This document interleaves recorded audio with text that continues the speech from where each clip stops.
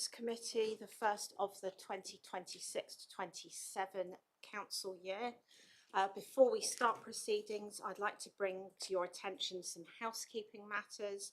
There's no expected fire alarm testing today, so if it sounds, please follow the signs to the nearest fire exit and meet at the fire assembly point in the Civic Square. Please can I ask that you use your microphone when addressing the meeting and that it's switched off when you're not using it. Ask that your mobile devices are turned to silent, and the meeting will be broadcast live to the internet and capable of subsequent repeated viewing. So by entering the Warspite room and during the course of the meeting, councillors are consenting to being filmed and to the use of these recordings for webcasting. So I'll move to item 1 on the agenda, and that's to note the appointment of chair and vice chair. So I ask that the committee notes my appointment as chair and also Councillor Hadfield to vice chair for the municipal year 2026 to 27. Thank you. And actually this seems an appropriate moment. I just want to pay a brief vote of thanks to last year's Vice Chair, Councillor Lee Finn, who's no longer a member of Plymouth City Council, but just to thank him for his dedication and certainly keeping me on my toes during audit and governance meetings. And I'll now move on to item 2, apologies. Hannah, any received today? Thank you. Through you, Chair, we've received apologies from Councillor Chris Cuddihy. Thank you. So we now move to item 3. This is the appointment of our new independent members. So this is for the committee to consider the appointment of our 2 new independent members to the Audit and Governance Committee. So Hannah, could I ask you to introduce this one, please? Of course, through you, Chair. So during the committee's recent self-assessment exercise, members raised concerns over the current position of only having 1 independent member and requested that Democratic Services undertook a recruitment process to identify at least 1 additional independent member to strengthen the committee's capacity and independence. In addition, national guidance and emerging best practice and local government audit and governance are expected to recommend that audit committees include at least 2 independent members, so we therefore took the opportunity to act proactively before this comes in.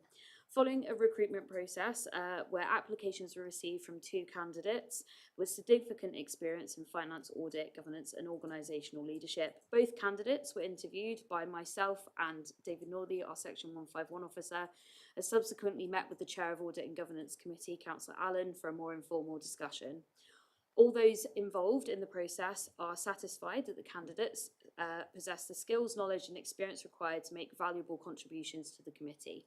We've got Mr. Mike Lincoln, who brings extensive experience in audit, risk and financial management, including service as chair of the Audit and Risk Committee at Live Well South West, and Mrs. Sandra Wilson, who has substantial local government and education sector finance experience and actually worked for Plymouth City Council previously in 2011. It's therefore recommended that the committee co-opts Mr. Mike Lincoln and Mrs. Sandra Wilson as independent members of the Audit and Governance Committee. The appointments would be for a term of 4 years, subject to annual reviews, and both candidates have demonstrated the experience, independence and commitment required to support the committee in fulfilling its responsibilities, and therefore the committee is asked to vote on appointing them as new members of the committee. Thank you, Hannah. I'm just going to ask our proposed new members if you wanted just to sort of say anything about your background or why you were interested in this role. I think Mr. Lincoln. I was going to ask whether you wanted us to leave or you consider it. Well, my background is mainly in NHS finance, as Director of Finance. I was Director of Finance for South and West Devon Health and also for Cornwall and Isles of Scilly for a short time. I've run my own company doing consultancy, doing a number of consultancies up and down the country. And recently I've been on the board at Live Well, which has got close connections, obviously with Plymouth City Council, chaired the audit committee there, also chaired the audit committee for Marjon. I've sat where David is a number of times on the other side of audit committees, so I've got some background, but I realise I've got a lot to learn on local government finance and looking forward to doing that and working with everybody. Thank you. Mrs Wilson? Hi, yes, as I said, I've got a lot of experience in local government finance. I worked for Plymouth City Council for over 30 years, and my final role was the corporate finance manager. So I know very much about presenting to audit committee. This is going to be me looking at it from the other angle. I also did 10 years as head of finance at City College Plymouth, and I retired 5 years ago now. But I'm really looking forward to getting back into it again and finding out what's going on in local government. Excellent, thank you very much. So I think we now move to ask the committee to vote to appoint our 2 new independent members. All those in favour? Excellent, that's carried. Welcome to the Audit and Governance Committee. The next item, item 4, is declarations of interest. So do councillors have any declarations of interest in respect of any of the items on today's agenda? Councillor Cresswell. Don't know if this applies, but my husband is in receipt of a pension from what would have been a Devon County Council, so I don't know if that needs to be recorded. Thank you for that. Any further declarations of interest? Mrs Benny. Only that in the future agenda items, I'm going to have some questions around certain areas, and just to note that I think not actual conflicts of interest, but perceived conflicts of interest. So as I'm a co-founder of DELT when it was originally produced, and I wanted there's some stuff I want to explore around cybersecurity, so I just want to be clear about some of that, the IT links, and also like Mr Lincoln, I'm currently a non-exec director for LiveWell, and there are links with provision of social care, and again if there are questions around that, then it is in the spirit of transparency. Thank you. Any further declarations of interest? No, thank you very much. So we now move to the minutes of the last Audit and Governance Committee meeting, which was back in March of this year, which seems such a long time ago. Hopefully, I'm looking at Anne here, but you weren't there, were you? No. So I think, do we need to hold this over to another meeting, or can we agree these as... Okay, so unless there's any points of accuracy or cause for concern, then I think we can agree. Is committee happy to agree these as an accurate record of the meeting, which also was available to view on the webcast? Excellent. I haven't heard any objections to that, so I'll sign and pass these over. Thank you for that. Next item is Chair's urgent business. Oh, Mr Lincoln. The thing about being new, you can often ask after questions to which there's an obvious answer, but I just wonder why the action list associated with the minutes is at the end of the agenda and not following the minutes when it's a bit fresh in people's memories about what's coming up. That's a very good point. Hannah? If the committee would like it moved in the agenda, that's absolutely fine. It's just the way it's simply the way it's always been done, is that the actions are often reported at the end. But if committee would rather look at that, you make a very valid point. If you would rather look at that after the minutes, I can move it for next time. How do committee feel about that, moving the action points up the agenda? I think that's actually a really good idea. Yeah. Totally agree. Yeah. Really good. Excellent. We'll take that forward then in time for the next meeting. Thank you for that. As there's no items of urgent business, we move to the role of an audit member. So for this one, I'd like to introduce Grace Hawkins from Grant Thornton. I believe you're providing us with this item as a verbal report. Thank you, Chair. Yeah, so just a brief run through really of a role of an audit member and also our role as external auditors as well. So as David has already said, the audit committee is a really important committee from a governance perspective. So it monitors how the council conducts itself and engages with the scrutiny processes across the council. And it's that independent assurance on governance and risk management as well. Our responsibilities as external auditors falls into two main categories. So we give our opinion on the financial statements of whether they give a true or fair view. And then we also do our annual value for money review, which covers three core areas per the code, which are financial sustainability, governance, and improving the 3 E's. So you'll see two core reports come in, which is our audit findings on the financial statements and our auditor's annual report on those value for money, and they'll be coming in November. But we encourage members to engage effectively and hear the views of external bodies such as ourselves, Internal Audit and Counter Fraud, and also challenge us. Challenging can be very complex in nature, so please make sure that you do ask those questions to understand things. And I think one of the key things which is on the agenda today as well is the tracking of recommendations, so making sure that officers are taking action against recommendations raised by ourselves and others as well in their reports. That's all I was going to say, a very brief overview, but happy to take any views or any questions if there are any. Thank you, Grace. Yeah. Thank you for that. How long have you had? When the Audit Commission was disbanded, so it's been a number of years, and then myself personally, I was involved in the last audit as a support director, and I've taken over as key audit partner this year. And how often is that renegotiated? So we're appointed through a public sector audit appointment, so the contract's not directly with the council, it's through PSAA who do all the contracting, and they give out lots. So every 5 years with an option to extend for 2 years, we retender, and then PSA decide which bodies we take on the audit for. So the council can't choose a local business, even though we've got very large accounting firms in Plymouth. Any further questions for Grace? No, thank you very much.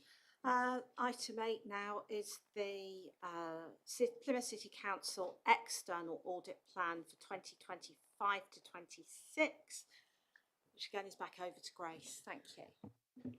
And fees. So I'll take the report as read, but I'll highlight a couple of key areas. The first being the significant risks that we focus on as part of the audit. So these are on page 12 onwards. We have 4 key financial statement level risks. These are consistent with what we've had in prior years. We focus on key estimates, which for this audit are valuation of land and buildings, valuation of investment properties, and the valuation of the pension fund net liability. There is another Plymouth-specific item, I'm sure all the confirmations have been received and this has been correctly accounted for. Our value for money risks, which is the other element of our work, are outlined on page 24 to 27. So as I mentioned previously, there's 3 key areas that we looked in our report in the past. So we'll do follow-up of this work over the summer and report that back to the committee later this year. And we started some of our field work early as well. So when the accounts were received before the deadline of the 30th of June, we've done some of our initial procedures and got some of this to ensure that we can catch up on the local government account 425, and we hope to do moves to November in 2027. So as a firm, how we do that and achieve that and make sure that we can then sign the audit opinion. But we have, I think we're in a better position this year from doing that early work and getting some interim work done. This also then has a knock-on impact on what we are calling regaining assurance. So regaining assurance over those 2 missing years that weren't completed. So we're hoping that by finishing the accounts by the end of November, so that on top of this, and they're asking for self-assessments to be submitted by us by the end of this month. So those questions. Thank you, Grace. So I'll throw it open to committee. Any comments or questions on this one? No? Oh, Mrs. Wilson. Yeah, really, I've just got a question. Are there any activities that will not be audited that present operational or financial risks but are not included because they're not material? Our report, but in terms of looking at the operational side, that falls more within the value for money. So we do look at the key decisions made by the council, and any kind of key service lines will be reviewed. So it depends if you had a specific balance in mind, I guess. And I'm happy to come back to you if there's a specific thing you wanted to know if we look at. Councillor Freeman. Thank you, Chair. Through you, Chair. I'm just thinking back some considerable time to when I subbed on A&G previously, and we had quite a detailed session here with Grant Thornton via a Teams link. And David, I remember you were here for that. And it was during the time of the backdrop, and there were lots of delays with things. So due to a number of factors, I just want to make sure that we are completely on timetable, because I do recall from my last time I subbed at A&G, I actually asked for a timetable of this needs to be happening then, and so on, a timeline to be put in place. Obviously, having not been involved with A&G since then, I don't know what happens with that. But I just want reassurances that everything's going to run to the timeline like clockwork. So we have shared a detailed project plan for this year, which outlines what you said really. So when we are going to be looking at certain items, I'm happy to share that with you, or we can bring it to the next committee as well for visibility. So that's been shared with David and Carolyn. And like I said, we've tried to move some of the work forward as well. So even though we're not starting in earnest until September, we have done some of that early preparatory work in July, which we didn't have last year. And also our planning is fully complete as well, which again, last year we were still picking up elements of that when we started later in the year. So I do feel confident that we're in a better place, even though it will still be a challenge to move it forward quite significantly from prior years. Got David. I was just going to add, because you weren't on the committee, we had a very strange year last year where we signed off 5 years of statement of accounts, and we'll come on to the statement of accounts later. But just to assure the committee that that brought us up to date, they've all been audited with opinions, etc. So there's nothing looking backwards. This is about looking forward. So we are up to date, and I'll also give the committee assurance that we actually published our statement of accounts, but I won't steal the thunder of Carolyn, to the due date, and there were several councils that didn't manage that. So we're on top of what we need to be doing. So yeah, just if I may, just following on from that, Chair. So that's really reassuring to hear that. Thank you, and thank you for that, David. I do think it would be good if the timeline for what's happening when it's meant to be happen could be shared with us all. That'd be really beneficial. Thank you. No, that's a good idea. Thank you very much for that. Mrs. Benny. Thank you. So just really a question. So this is the audit over the year based on last year's work, isn't it? And I suppose the bit for me is around when I was reading the value for money arrangements, so on page 13 of the pack, page 17 of the overall pack, which is 5 for your individual report. The bits for me, I suppose, are around things like the financial sustainability and that link to the transformation programme. How do we achieve ensuring we have a link with, because what we're doing is we're looking at last year. Actually, what we also need to be doing is aligning in year to ensure that we have got it gripped for this year, so we're not looking back in another year's time going, oops, we still haven't got the alignment. So I'm interested, we've got this piece. Is this a piece of work that's quite early on to help us? And what else should we be looking for and doing to make sure that in year we're mitigating that risk? Because it was identified as an issue a number of months ago.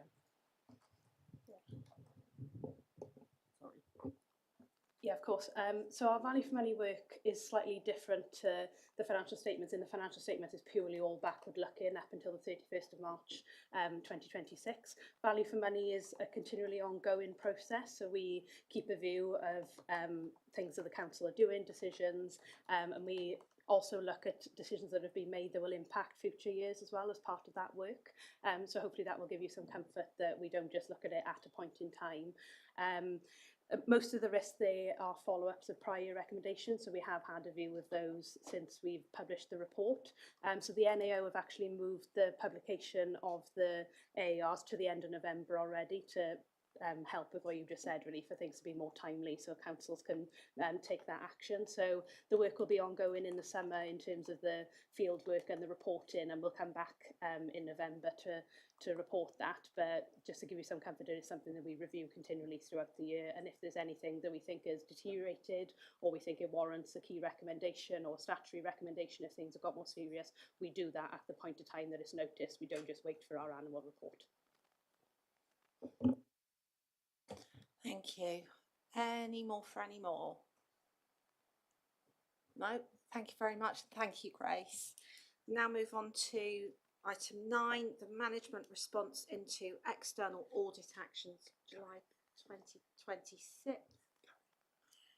It's Carolyn. Yeah, sorry. I've got it, there's David Yeah, on that's my right, list, but it's actually Carolyn who's going to present this. So over to you, Carolyn. Through you, Chair. Thank you. My report really is an update on the management response to external audit actions that were identified during the audits for the 23-24 accounts, 24-25 accounts, and also through their value for money work. We are just, as Grace said, we're in the process of starting the audit work for the 25-26 accounts. So I'm hoping that a lot of these management actions will be closed or eliminated through the work that is undertaken through the 25-26 accounts. But I'm happy to take any questions on them. Thank you, Carolyn. Mr. Lincoln. Yeah, so a bit of an old chestnut really, the journal posting process. There's a figure there of 500k, above which you're introduced some more checks and balances. I just wondering what's the factors that have informed the 500k, which I suppose to the man on the Clapham on the bus might seem a bit high. It's more about materiality of transactions. So as well as journal processing, we do actually undertake reconciliations throughout the year, which should give you some assurance over the journal postings. And the problem we have, we cannot actually set a value in the system of journals being posted over or under a figure, because the system doesn't allow it. So it's all or nothing. So we've put other control checks in place to ensure that if a journal is posted for over 500,000, we receive a system alerter to say that that has happened. So we could lower the threshold, but then it becomes around what is a check doing? Because ultimately it's around those control checks and reconciliations that you're likely to pick up discrepancies. And we do have income of probably 600, 700,000. So it's really thinking about million rather, I should say, sorry. But, you know, these are high figures, and it's about what's operationally feasible for us as a relatively small finance function, I would say, for the size of authority. Mrs. Benny. Thank you. Thank you. So it's a quick question around some of the responses, and I'm looking particularly at around trying to make some page 52 of the pack. What I'm interested to understand here is we look at IT general controls assessment findings, and we've got a number of things that are amber, and what we've got is work is ongoing in this area. And again, I'm just interested to understand actually what's the depth of a plan that exists behind that in terms of timescales and people who are responsible for things, so that I can understand that actually there's a reasonable opportunity of shifting that. A lot of this would sit with doubt, so it's obviously the actions are raised with doubt, and then it's around what work they will be doing. We're currently being audited on IT at the moment, so hopefully some of the work that they've been doing will again be brought out through the updated IT audit findings. Sorry. Thank you, Carolyn. And how do we seek assurance in, so we're currently auditing, but how do we get updates before that? Because there's something for me around actually if they're responsible for doing this and ensuring that we don't have these deficiencies, how do we get that assurance as work progresses? Through meeting, well, hopefully through meeting with them, but I would say that's probably something that needs to be improved, possibly between ourselves and Doubt, as in terms of moving forwards. So it would be good to see or understand some transparency around it, so that it doesn't go into. My worry is that from our perspective as a city council, it goes into a black hole. Yeah, go on then. Sorry. Sorry, I was waving frantically to try and come in and help. So to be fair to Carolyn and to Grant Thornton as well, the report that came in with the recommendations, looking back at last year's accounts, came in fairly recently. So this is a first look management response. What we will do now, and it's practice of ours, is we'll take that away and make it into an action plan. So you're absolutely right, Mrs. Benny, with it's the who's doing what and when. But I think the more important point from your perspective is that I made a commitment to this committee a while ago that we will track them. Every time we come into this committee, we will give you an update on not only external recommendations, but also internal audit recommendations as well. So you can see the progress and you can challenge us if you think that we said you're going to do that Q2 and it's now Q2 and it's still showing as an action. So you will get a regular update on that one, and it will be in the form of an action plan, what the action is, who's doing it, and by when. Councillor Freeman. Thank you, Chair. Aren't you glad I'm back? Okay, this may be simple, straightforward, but I don't have a lot of knowledge around this area. So I am looking on page 49 of the pack, which if you're looking on the PDF document, will be page 53. So where it's got the priorities as being medium. Medium 2 is to do with ensuring that all supporting information is maintained and consistent, blah, blah, work is underway.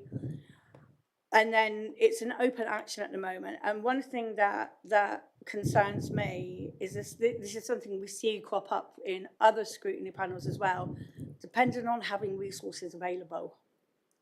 Now, are we talking about depending on having enough staff numbers available? Or are we talking about human resources, feet on the ground to do what's needed to do? And then the other part of my question is actually the very next one, medium 3. This is where it says we do not agree there is an inconsistency across the use of blah, blah. There's a couple of references through that column that says about we have not received an explanation of this point from the auditor, and that refers to a couple of bits through the document. Why have we not received those explanations, please?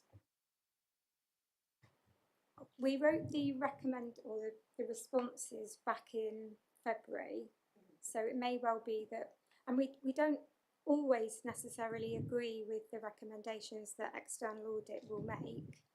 So that's one. But that aside, the first comment you made around the supporting information, unfortunately, I can't directly comment on that because that is to do with floor plans and the valuer. So this is a different department from finance.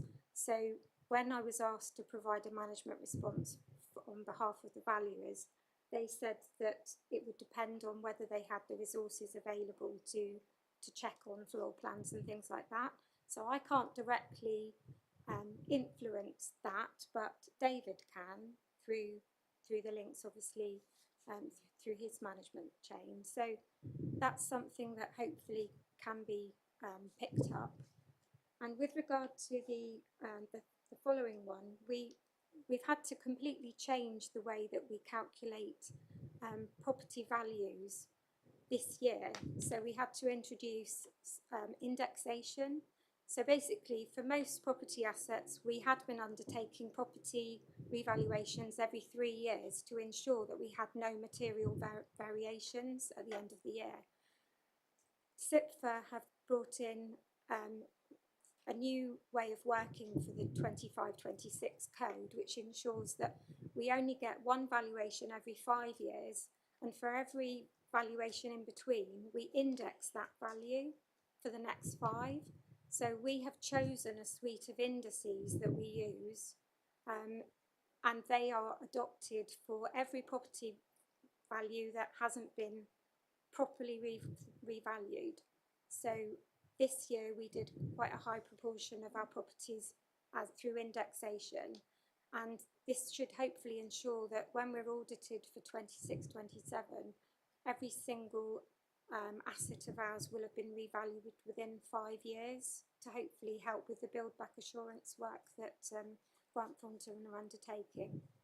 So I know I haven't directly answered where, say, we may not have had answers or don't agree, but hopefully that provides a bit more assurance.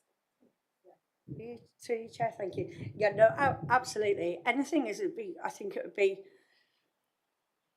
in the real world, we are never going to agree with everything that is brought up in an audit, because that's one opinion and another opinion. I think what was concerning me on the second part of it was about saying that I'd not received an explanation of points raised from the auditor, and I just think, well, are Grant Thornton coming forward with enough information?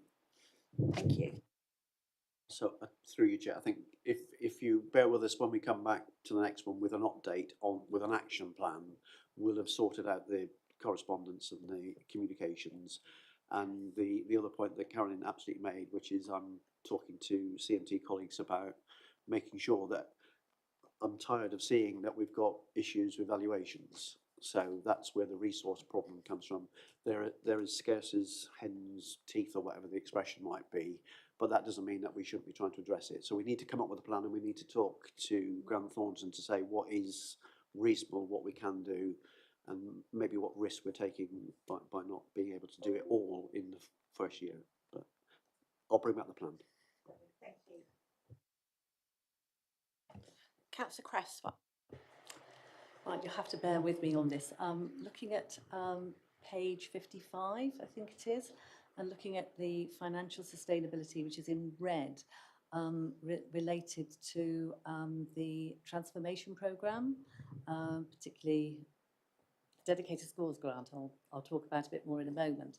But the escalating financial pressures that we know that we have with adults and children's social care, and in there it says about undertaking additional procedures to determine the robustness of the arrangements in place. So I just don't know if there's more you can assure me or reassure the committee as far as that's concerned. Thank you. I'm actually going to hand this over because value for money is not my area. So I don't know, David, are you able to, or Helen? So in terms of robustness of our modelling, so we are actually looking at this at the moment. We've have consultants in, and we've had various people come in and look at our modelling. So we are trying to improve it, be more consistent in how we model down to a much more detailed level. And that's the case for adult social care, children's social care, our school transport pressures, our homelessness pressures, all of those that are demand based, so we can have as much assurance as we can. They are areas that it is sometimes we can't predict the future, but we are doing the best we can, and we're working on sort of improving that as much as possible. And actually we're kind of trying to get a dedicated post who's responsible for ensuring that consistency across all the modelling types. That help? That's really that's helpful. That's reassuring. I think as well, because some of those things are also can be very fast sort of changing. There's a piece earlier in there which is looking at sort of things like the EHCPs, the educational healthcare plans, and of course your modelling can be difficult and such, because those things can be quite fast changing. The changes that are happening with the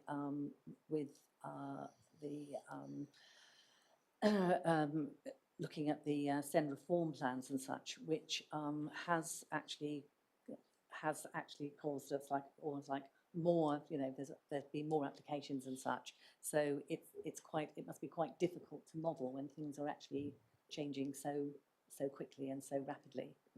To come in on that, so we've been remodelling our school transport to reflect what we've said in that SEND reform plan, and not just as stuff changed quickly, but for example in children's social care, one change of one child can be really, really expensive and cause just really large pressures, which you'll be aware of, but they're all very volatile budgets.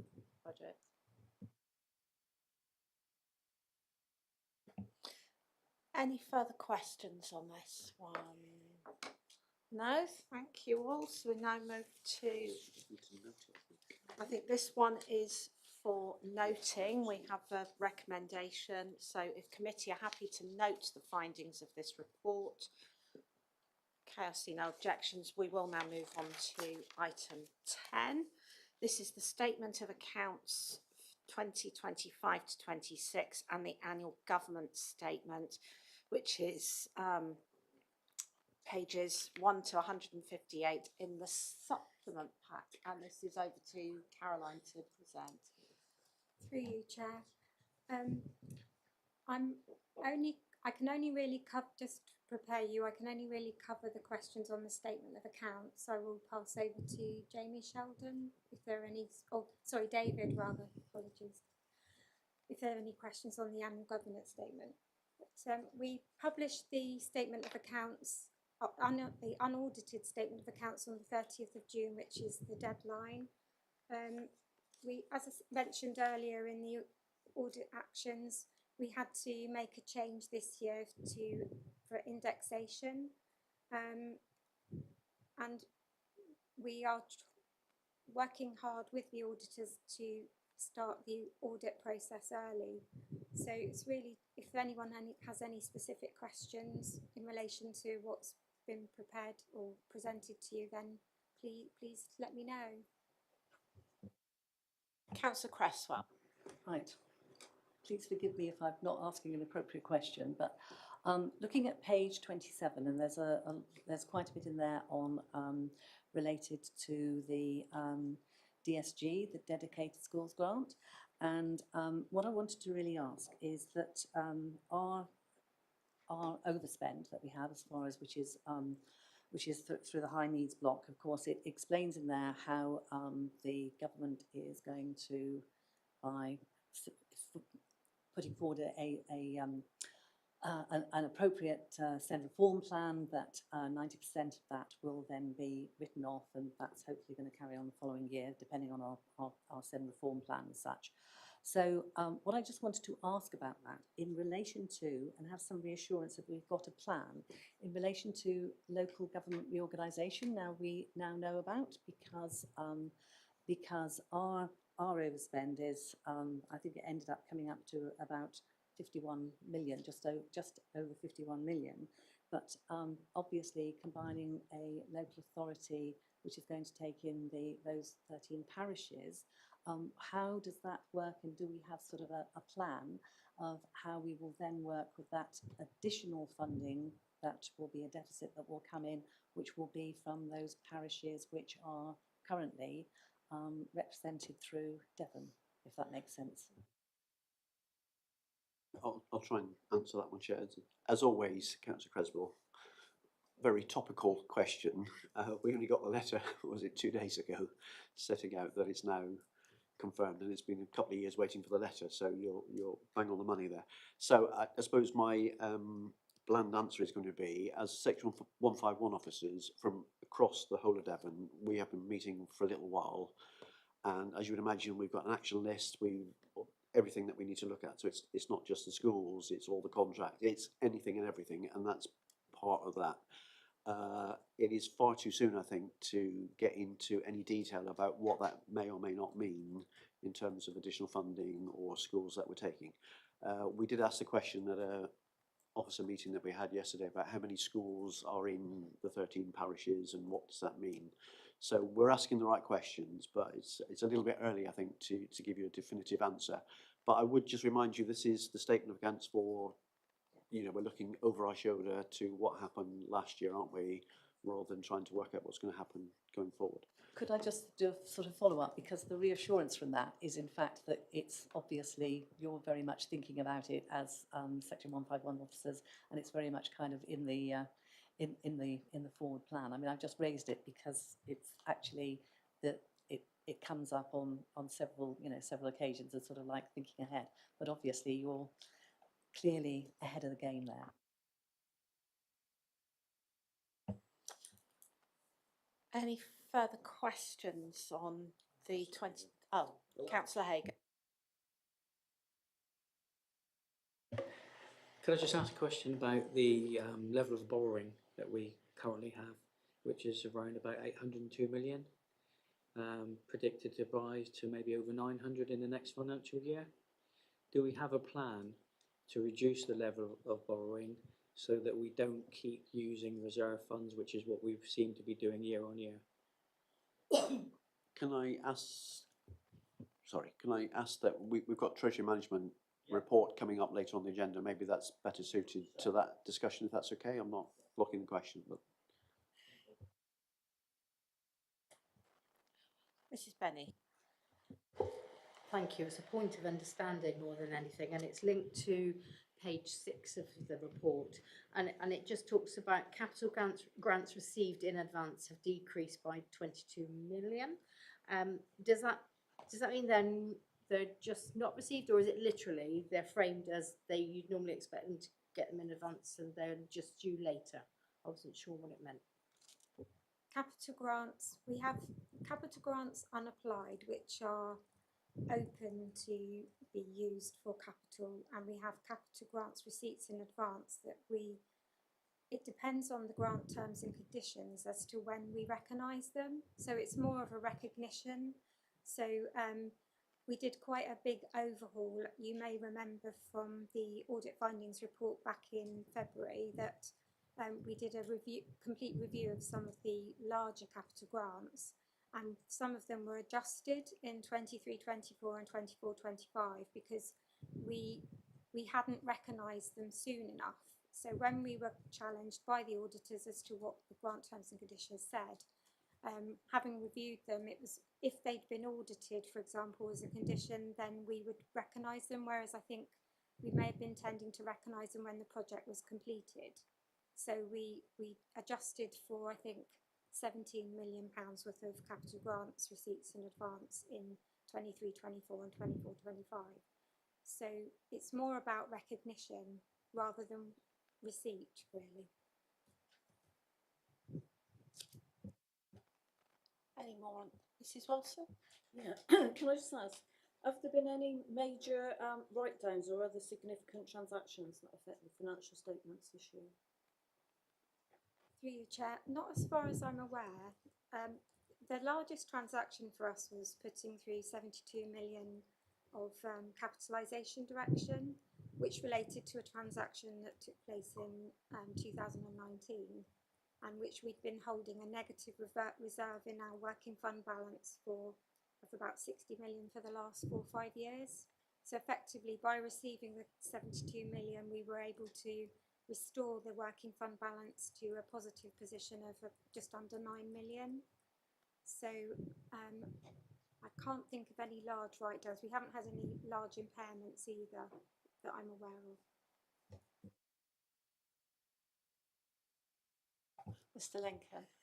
I was just a detail, but on page 98 of the report, there's a reference to Delt being part owned by Devon CCG, which are no longer in existence. It's Devon NHS. I think it's corrected later on in a further bit of narrative, but if you want to be exact. I'll make sure that's corrected for the final publication. Thank you. so just to make the point that Carolyn was probably going to come on to, which is obviously you've got, this used to be, in my language, the draft statement of accounts. It's not that anymore. The legislation says it's the unaudited statement of accounts. It's draft, isn't it? So the journey that this will take is we look at it today in its current form, and then it will get audited, and then we'll bring it back to the committee. I think it's in September, Carolyn, or is it later? December. In its final version. I will make the offer, and you can take it or not, which is this is a very bulky document. It's very technical. So Mr Lincoln is loving it because he's all over it with his accountancy experience, but the rest of you are probably thinking, what do you want me to do with all 100 plus pages? So I'm quite willing to have a session to go through and try and just bring out, and I'm sure Grant Thornton will help us to do that, just to point you in sort of some of the pertinent areas and what it means and what we're actually asking you to look at, so that when we come back with the final version, you might feel a bit more assured that you understand what we're talking about. That would be incredibly useful, David. That would be very, very useful. Through you, Chair, we'll organise that and we'll make sure that happens in good time so that when you get the final accounts, you're prepped. Excellent. I was just going to say, before we leave this item, it would be appropriate to record our thanks to David and Carol and the team for all of the work that's gone into producing the draft accounts at this stage. I don't underestimate all the effort and midnight oil that's been burnt to get us to this stage. Well done. I'll take the credit, Mr. Lincoln, but honestly, I slept well. It was.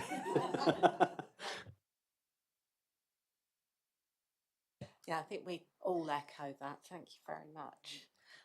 So if there's nothing further, we have a recommendation on this report, which is that we approve the statement of accounts for 25 to 26 at Appendix A, with the understanding they will be audited by Grant Thornton. And if any issues are identified during the audit, members are asked to delegate the approval of the statement of accounts to the chair, i.e. me, of Audit and Governance in consultation with David, and any material changes required will be referred back to this committee, so there is that scrutiny and oversight.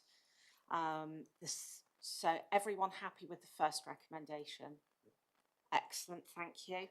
And the second one is that we approve the annual governance statement 2025 to 26, which is attached at Appendix B of Supplement Pack 1. Is the committee happy to do that? Oh, I think David just wants to say a few words on that first. Thank you, Chair. So this is a slight change from what we might have done previously, again, keeping up with legislation, etc., etc. So at the same time as going onto the web pages with the unaudited statement of accounts, we also have to put up next to it draft annual governance statement. So hopefully you've had a chance to read the report. I will make the comment that we have thrown just about everything we can into this report, and if I were to point you to some other councils, they do 2 or 3 pages. So we have tried to be as open and transparent as we can be, and honest as well in terms of the recommendations that we've been trying to clear down through the last 12 months. So we are responsible to do this, so that's one of the reasons why we're here. We would do it anyway. It's kind of looking back over our shoulder to say, how do we think we did in terms of our governance for the previous financial year, but also having a view to what improvements can we make as we go forward. And as you know, we're always looking to improve the way that we work. So it's quite a meaty document again in itself. But I would say to you, we are in line with SIPFA and the recommendations. They set out 7 principles of good governance, and there's a little wheel that sets that out. Unlike other authorities, we've then taken each one of those principles and said, this is what we do as a council to satisfy ourselves that we are in line with that principle. And we don't just put in some words, we then put in some documents that we've all put into the public domain, etc., and been audited or reviewed at scrutiny. So the evidence is there as well, so that it's a full and comprehensive report. I would like to put on record my thanks to Jamie Sheldon in particular, because in my pack that I'm looking at on page, and I will get the chair if I haven't gone past it, it says page 19 of the 33-page annual governance statement. There is a Plymouth City Council governance dashboard, which says to you that through the last 12 months we have been looking at 136 actions surrounding governance from all different angles. So as I said before, we will come back and keep you updated on all the actions that come out of our external audit, our internal audit. We had extra learning from the Armada Way, which came in.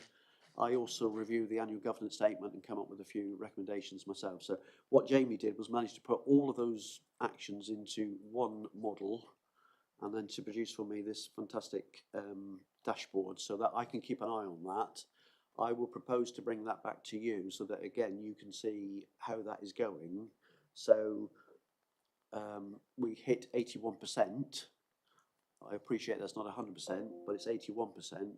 And what I've then done is when I move down to the action plan at the end of the document, I've picked up in particular the 14 internal audit outstanding actions and started to put an action plan together, so how we're going to close those down. So it's the annual governance statement, it's looking backwards, it's also saying this is how we're going to improve going forward, and there will be an opportunity, I think Grant Thornton now get to review it as part of their work as well. As management, I will keep reviewing it. My proposal would be to sort of reset the dashboard back to the 1st of April, bring in the outstanding actions carry forward and then update that as we go through the year, Chair. If there are any questions, I'm quite happy to have a go. Any questions on that one? Well, thank you, David. And we now move on to, so back to the main agenda, the audit end of year report for 2025 to 26. And I think, Louise, this is over to you. Thanks, Chair. I think Joe's going to come in. Thank you, Chair. I will just briefly introduce the report and then I'll hand over to Louise to take you through some salient points, if that's okay. So as usual for this time of year, we're bringing our annual internal audit report, which summarises all the work that we've performed over 25-26.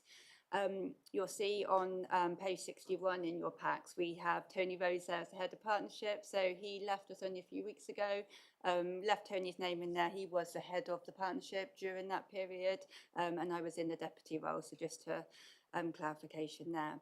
In terms of this report, it is bringing together that annual opinion for the committee, and you'll see when we move through to page 63, that overall opinion provided is of reasonable assurance. Later in the pack in the appendice, it tells you sort of what reasonable means, but that is a very good level of assurance to be achieving over the period. It does mean that there are sound controls in place. In terms of how that's made up, if you move to the following page, you'll see the summary of those financial assurance opinions with 76% at that sort of reasonable level. Obviously some grants in there as well. 11% at that substantial, which is a higher level of assurance, and then 13% at the limited, which is the one below reasonable. In terms of seeing how that's made up in terms of the individual audits that were carried out here, page 68 gives that high-level summary of those results, highlighted to show you the different opinions that was given on those works. So obviously the dark green is your substantial opinions, the lighter green, the reasonable, the limited in the orange, and then opportunity advisory work in the blue. So as you can see, there's lots of green on that page, and that gives a really good reflection of the sound controls that have been in place here at Plymouth. But yeah, hand over to Louise now to take you through a bit more detail, and then we'll open up for questions. Thank you, Joe. Thank you, Chair. Joe's obviously covered that off, that first section that I wanted to walk through, but I'll just go through a little bit more detail on top of what Joe's sort of spoken to you about. So members will see from the report that the majority of completed audits resulted in either a substantial or reasonable assurance opinions. Please note that that chart on page 68, I think it was, is a summary of final issued audit opinions, not draft audit opinions. So they are predominantly substantial or reasonable assurance opinions, demonstrate that in most areas review controls are operating effectively. There are a few limited assurance opinions which are concentrated in a small number of higher risk areas and cross-cutting areas, but there is no evidence of widespread control failure across the organisation, which is good. It's a good result for Plymouth. Full details, as Joe noted, is in the audit work completed and in progress is set out in the table Appendix 1, which is on page 71 of your reports pack. And to support your consideration of the detail, which is a big table, I appreciate, I've drawn out some of the key themes, trends and underlying causes in pages 64 to 68. That's just to help bring those key things that we are finding across multiple audits, just to bring that to light. The pages 69 to 7 provides a summary of our work against the 25-26 internal audit plan. So the actual table with the detailed work we've undertaken this year is our work based on the internal audit plan, which was agreed in March 2025. So all the audits that were in the plan at that point of agreement are in that table, and it tells you what has happened with that audit as we've moved across the year. So for the internal audit plan 25-26, we completed 90% of the planned audits to draft or final report stage, with the remaining audits substantially progressed and completing fieldwork prior to year end. There were a number of audits that were deferred and cancelled or resequenced. These changes reflected a combination of emerging risks, organisational change, system implementation timing, and capacity constraints within services and also on the audit team. All amendments to the audit plan were agreed with corporate management team and reported transparently to committee through in-year progress reporting, and we will continue to do that as we move through 2026-27. Although not all audits originally planned were completed within year, actual audit coverage remains consistent with both the revised plan and the overall audit need. So audit resources were deliberately redirected towards higher risk areas, including adult social care governance, cyber and safeguarding related services, alongside transformation and type activity, to ensure that our audit effort was aligned with evolving risk exposure. The annual audit report is supported by the assurance map, which is an additional document on page 105 of your report pack.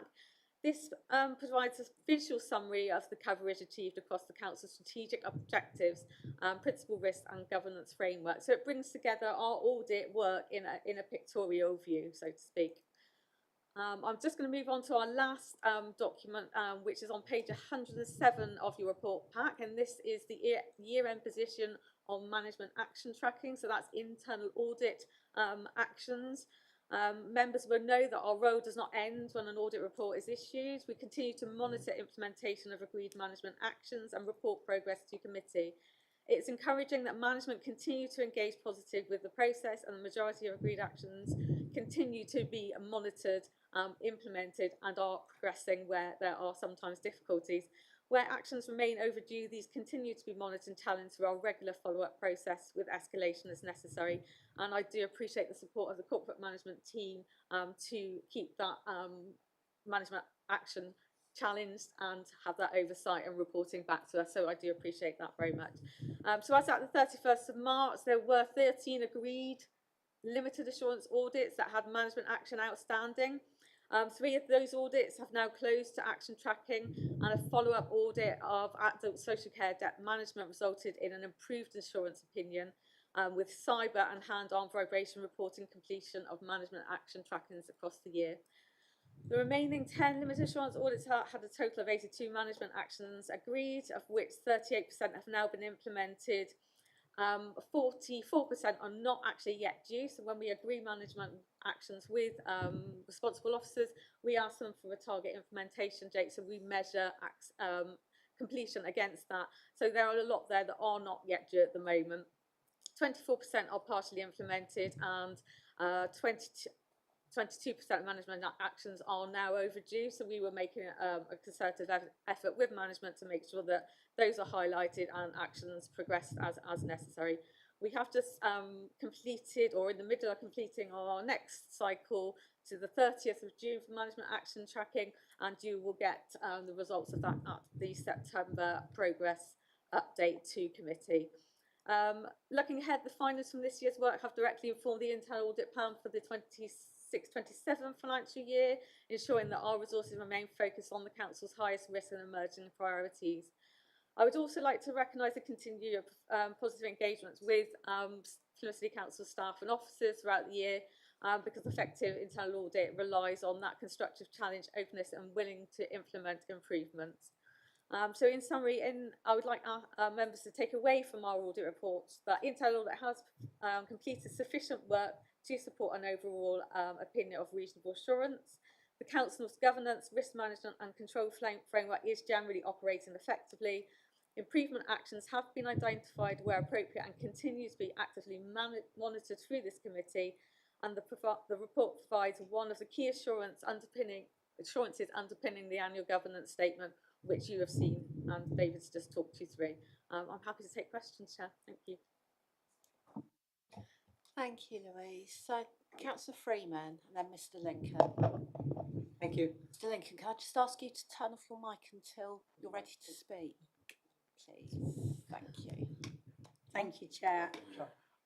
Thank you for such a detailed report. I'm going to take it completely back to basics for my little bit of grey matter in here. So, are we expecting, as the year goes on and we get updates on this, are we expecting more of the ambers and reds to change over to greens?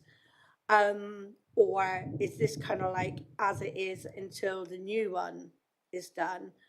Because I'd be concerned, like under like DBS, for example, there's a couple of like red flags on that. So I just kind of want to get a little bit more understanding around that.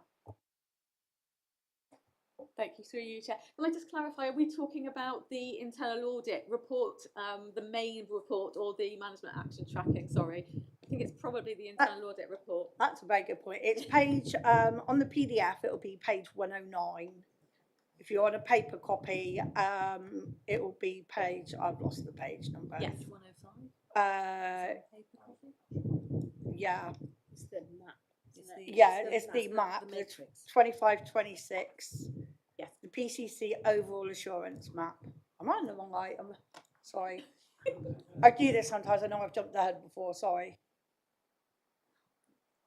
Brilliant, thank you, through you, Chair. So we're looking at the overall assurance map. So this is a pictorial view of what is in my internal audit opinion report, and this basically sets out each of the audits but just makes it in a pictorial view. And you're absolutely right. So the DBS, if that's the one that you raised to me, so DBS is the disclosure and barring system that obviously is in place to make sure that people to safeguard individuals, so that the appropriate people have the necessarily disclosures around their sort of satisfactory ability to sort of work with vulnerable persons. So this is an audit that you will see improve. The actual main issues that we had with disclosure and barring this year was with regards to the move from core HR, the core HR payroll system, HR system, to iTrent payroll core HR. Payroll HR system. So the problem with that is they did not have the ability to complete reporting from the system. So when we audited the system, we were unable to identify the number of disclosure and barring checks that had been completed, or those individuals that required a review or an update, depending on the individual circumstances of the role and the individual in that role.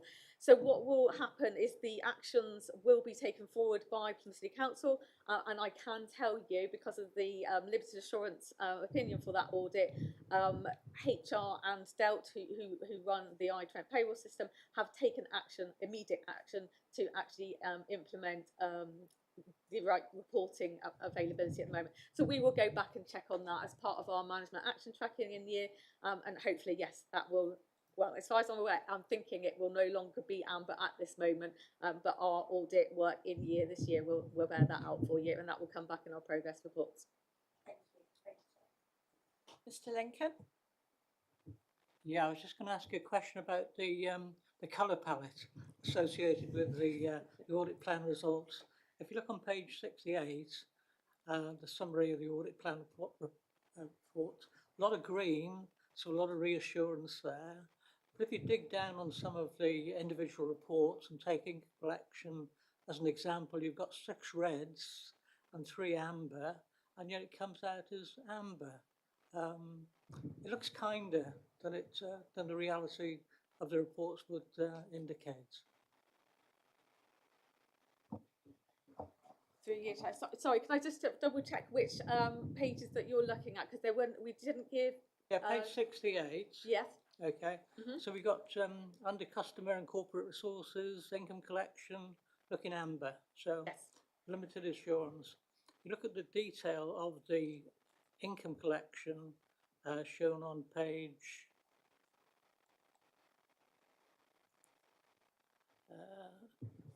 71. Yes. So you've got 6 reds, no assurance, and 3 amber, limited assurance. and it comes out overall as limited assurance. It just doesn't seem right. Okay.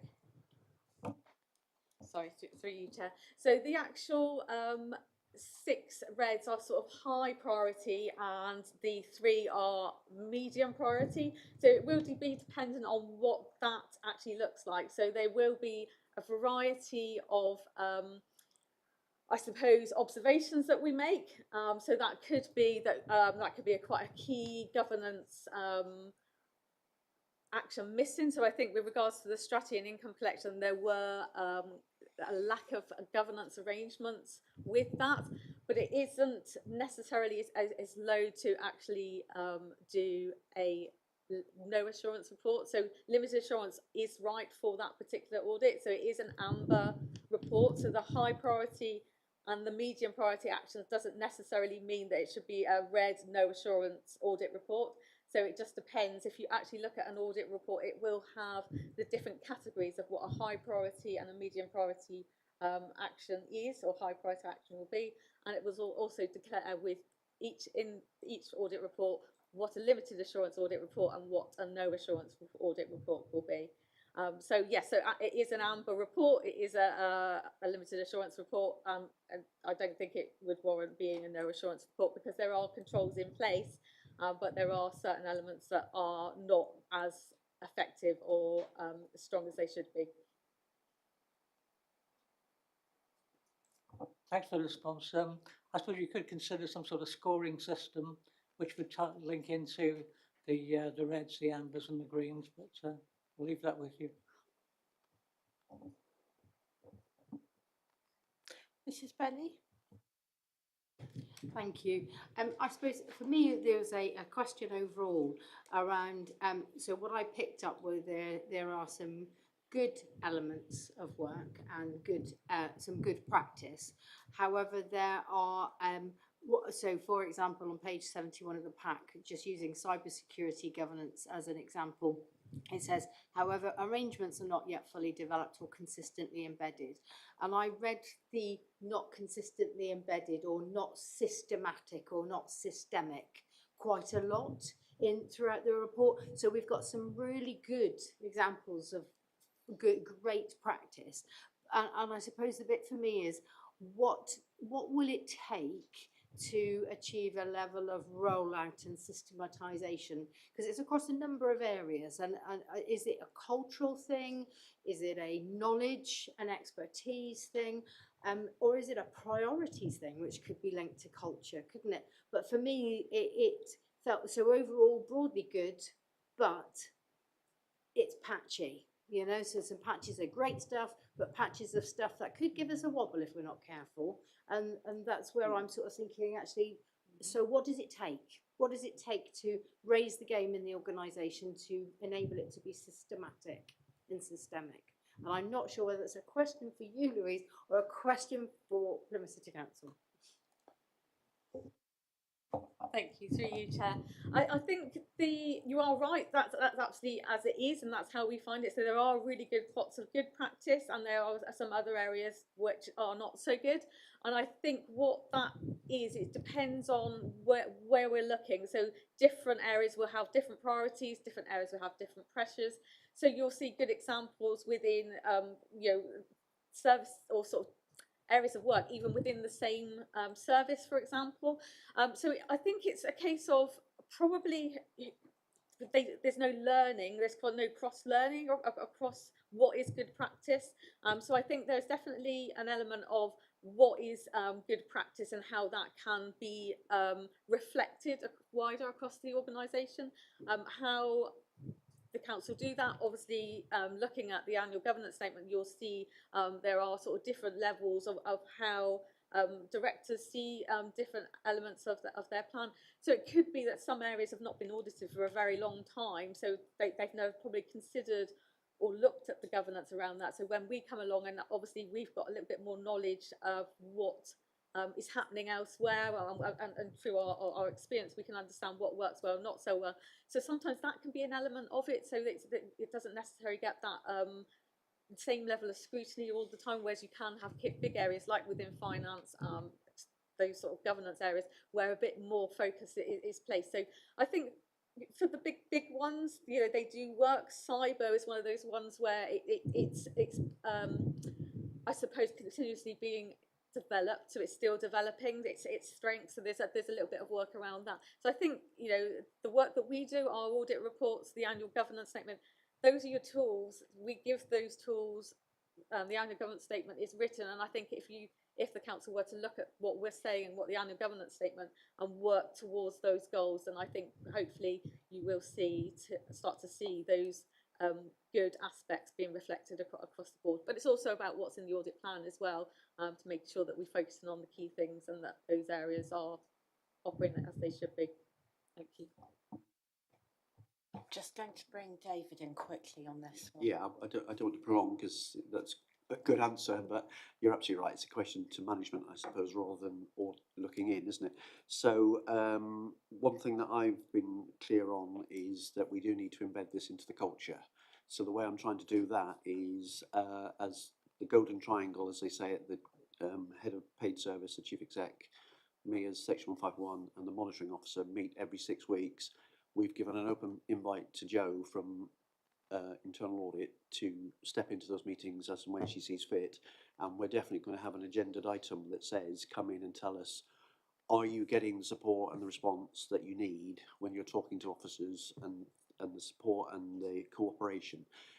I'm also making sure that at departmental management teams you don't invite Devon Audit Partnership to come in, take a view of your procedures, get a recommendation and write back and say thank you very much, and then put it on the shelf or whatever.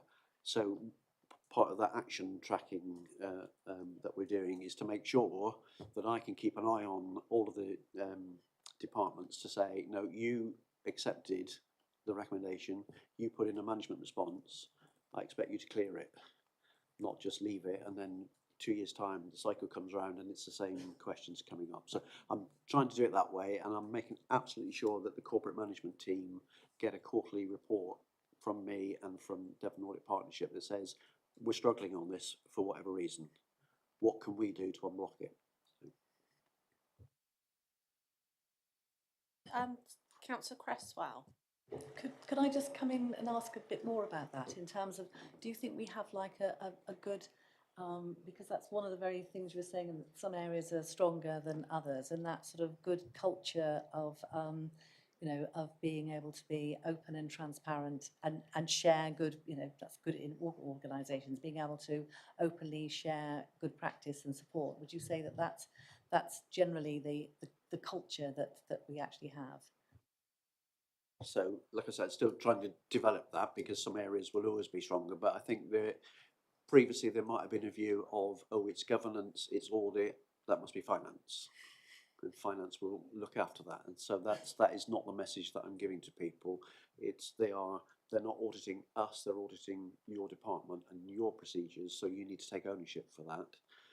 And like I said, it's not about keeping them quiet. There's our response, thank you very much. It's actually having something that you follow through.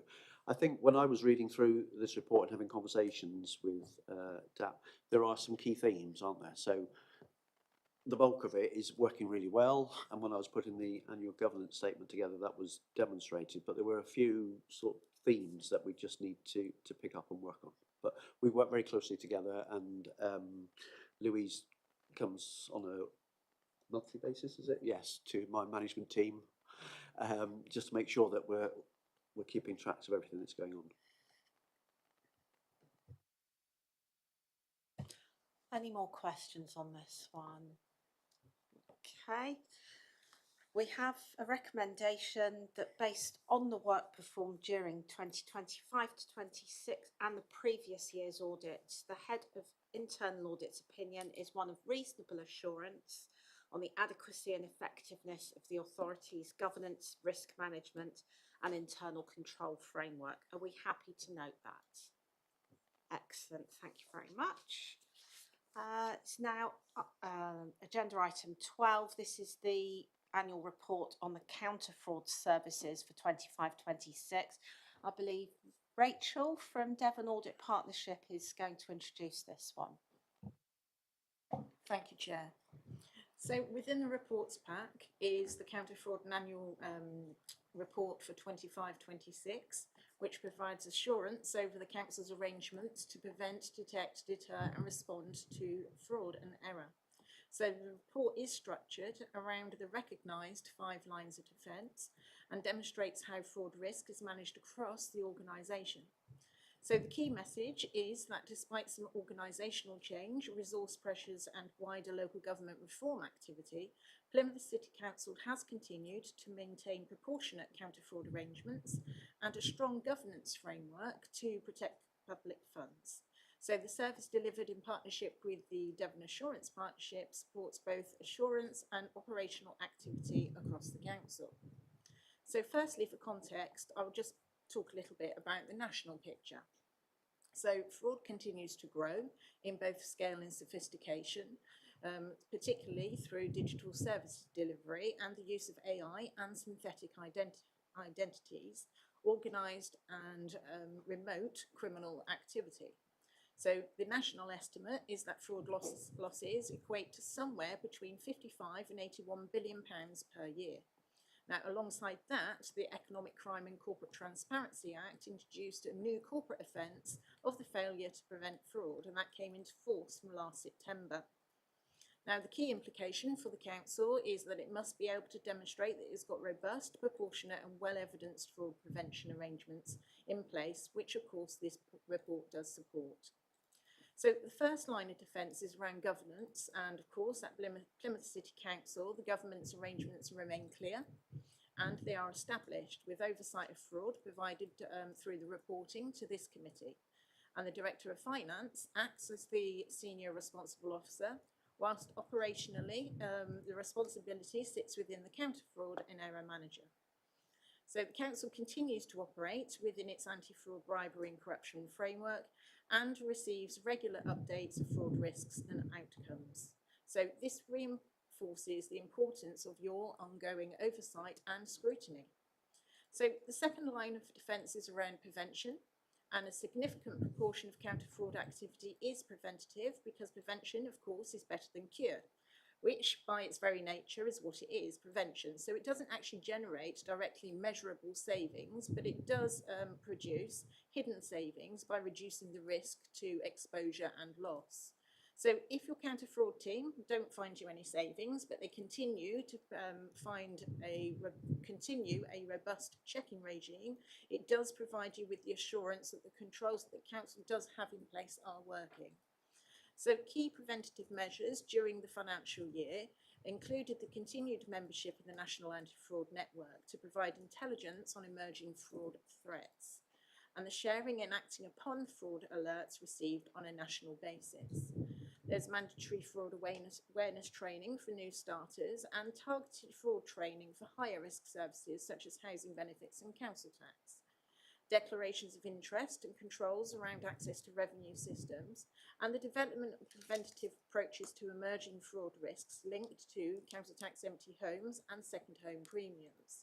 Now, I'm just going to deviate a little bit from the actual end of year report because it was just last week that the government announced, or the Cabinet Office, I should say, announced that it was going to take action to tackle social housing fraud. And they've obtained the data from a national private sector company for comparison against social housing stock.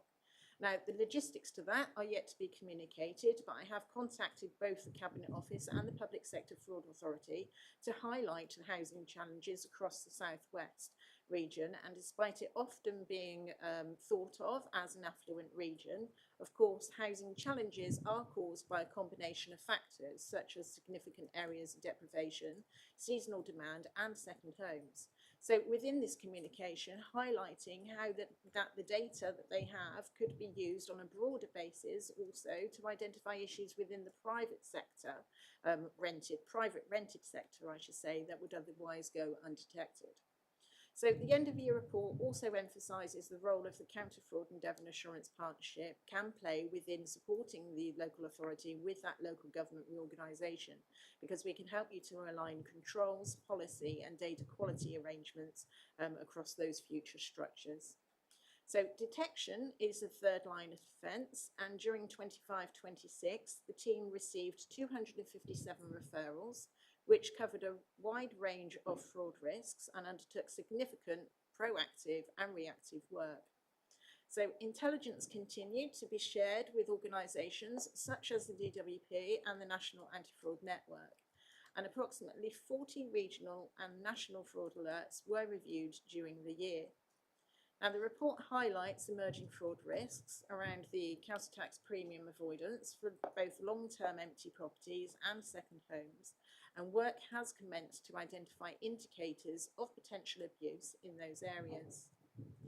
Now, if we move on to the fourth line of defence, which is redress and outcomes, although investigative activity was affected by staff changes and recruitment challenges and implementation of a new case management system, substantial work has still been completed, and that included 136 investigations, 121 cases where investigations remain ongoing as at that year end, and the undertaking of 43 compliance interviews, each or some of which resulted in interventions which provided cashable savings.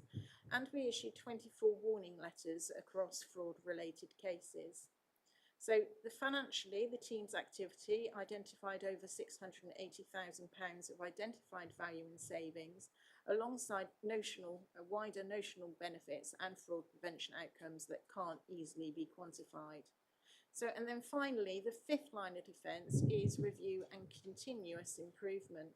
So the report highlights several improvements made during the year, one being the introduction of the new case management system, the strengthening of the investigative capacity through closer partnership arrangements with Torbay Council, and continued recruitment and workforce development. There's also the professional accreditation of the counter-fraud manager and the development of new intelligence-led approaches to employee fraud and procurement fraud risks, work which is ongoing. There's enhanced collaboration through the regional fraud network, and of course the document provided to you as Appendix 2 entitled Plymouth Council Specific Delivery of 26-27 outlines not only the services subscribed by Plymouth City Council, but the additional services that Council could procure for continuous improvement. Now, overall, the annual report provides reasonable assurance that fraud and error risks are being managed proportionately, whilst recognising some ongoing challenges and the need to strengthen resilience and data-led capability as that local government change continues. Now, before I continue to talk about the National Fraud Initiative report that was provided, if it's okay with you, Chair, I would like to answer any questions now. So thank you for that, Rachel. Any questions on that presentation? No? Oh, Councillor Haverfield. Thank you. How much are we spending to save that £680,000 worth of fraudulent transactions?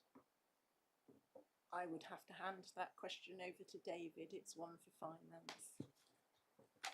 Well, it's quite a small team within Devon Audit Partnership, so it's nowhere near the benefit that we're getting back. But it's also it's a difficult one, isn't it, to measure what the true impact is, because I liken it to speed cameras. You know they're there, so you behave yourself, and as soon as you take them away, people go, I can do what I want. And I think it's the same with the fraud team. If we were to collapse a fraud team and say, let's see what happens, we would very quickly be saying, can we put a fraud team back in place? So I'm very comfortable that the return on the investment works.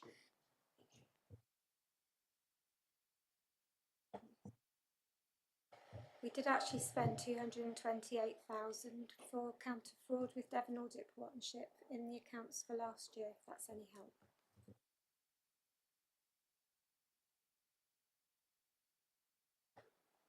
Any further questions on that part of the report? No?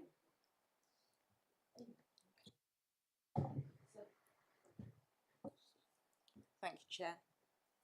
So the National Fraud Initiative, we're looking at the year 24-25, and what it is a Cabinet Office's mandatory national data matching exercise that helps identify potential fraud and errors across the public sector, and participation remains an important part of the Council's counter-fraud framework. Plymouth City Council submitted all required data sets in October 24 using data as of the 30th of September 24. And in accordance with national timescales, that information was provided on time. Now, governance arrangements mirror those outlined in the annual report, with oversight provided by the Section 151 officer as a senior responsible officer, and operational responsibility rests with the counter-fraud manager. The latest exercise also reflects a national expansion of the data matching powers, including the introduction of adult social care data matching, requiring updates to privacy notices and supporting broader fraud prevention capability. So the report sets out the position at the end of the financial year of 24-25, and so the headline figures are that there were 6,111 matches received. Only 117 matches were processed, which is a completion rate of 1.91%. So at the point of reporting, no fraud had been confirmed and no errors have been identified, and no DWP referrals were resulting from the work completed to date. So the most important message for members is that the Council can't yet provide that full assurance over the integrity of the data sets and the systems included in the exercise because of that small proportion of matches that have been reviewed. Now, while the matches examined so far have not identified any fraud and error, the low completion rate means sufficient coverage has not yet been achieved to draw any comprehensive conclusion. So the reason for the limited progress is principally down to the changes in the key leadership and operational roles during the period, including changes that affected the senior responsible officer, the Section 151 officer, and changes affecting the NFI key contact and day-to-day coordination arrangements, which being the counter-fraud manager. So both of those areas reduced the continuity and oversight, leading to that slower review of the data matches. So looking forward, a further challenge is presented in that the Council has already received a single person discount data for 26 NFI exercise. So this means that the team working together with Plymouth City Council officers must now carefully balance the completion of the outstanding 24-25 backlog and delivery of that new 2026 exercise, and ensuring that the value for money in preventing duplicate investigative effort. So work is now underway to refresh governance arrangements and prioritise outstanding matches and improve the progress against that backlog. And until substantial additional work is completed, assurance from that NFI exercise can only remain limited. But my aim is to provide committee with an update in progress when I return in mid-year with the next counter-fraud report. So overall, the counter-fraud report demonstrates that Plymouth Council does continue to maintain a mature, active and proportionate counter-fraud framework, delivering measurable outcomes while strengthening governance, prevention and that investigative capability. Now, the breadth of activity delivered across policy development, fraud, risk management, training, data matching, investigations and partnership working provides the strong foundation for protecting those public funds. So looking ahead, there may be opportunities to build upon those arrangements through the introduction of additional preventative and data-led services not currently included within that core package, such as recruitment vetting, housing application screening, fit and proper person checks, debtor tracing and targeted fraud reviews, not forgetting the support that we can provide to identify fraud and error, whilst adjoining that data through LGR implementation stage. So these activities could strengthen the fraud resilience whilst reducing administrative burdens, improving process efficiency and supporting financial savings across a range of council services. So happy to take any questions. Mr. Lincoln. Thank you. Yeah, just on the National Fraud Initiative, which is usually, I think, quite a successful approach to sort out people who have got 2 or 3 jobs working full time and da da da da da. So we uploaded all the data by the due dates, and we had 6,000 responses, and of that we processed 171, 1.9%, and nothing came out of it. Why did we only process 1.9, which doesn't seem in keeping with our sort of second line of defence, prevent? And how does not having a Section 151 officer in place sort of impact that process? Thank you, Chair. So the key responsible officer is necessary to be in place with the Cabinet Office. And in order for that position to change, there needs to be some type of continuity in order to update the Cabinet Office with the changes. Now, the retirement of the Counter Fraud Manager and the changes in Section 1 officer actually occurred at the same time, so there was no continuity for somebody to actually communicate to the National Fraud Initiative Office or the Cabinet Office that a change was required to their system. So that is what's caused that issue, and there has not been that oversight of anybody being able to drive it forward within the council because nobody could access it. Seems like a wasted opportunity, it really does, and we are where we are, I suppose. Mrs. Benny? Thank you. So just building on that, how long do you anticipate it'll take to get through the matching of the remaining just short of 6,000 cases? Okay, so work on that has already begun. We are obviously heading into the end. Well, we've got through the first quarter of the next financial year, so we're already taking steps to address that backlog. We're also working to provide the next exercise with the NFI, so it is a fine line that we're actually walking.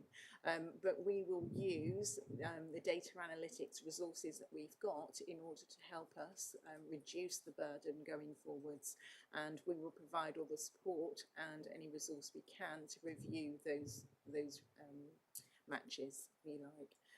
So it is an approach that I've had to take elsewhere, and it has actually worked. So have we got a sense of the timescales at all, Rachel? Yeah, I would anticipate finishing that work by the end of this financial year. So we'll work concurrently with the exercise that's already been received.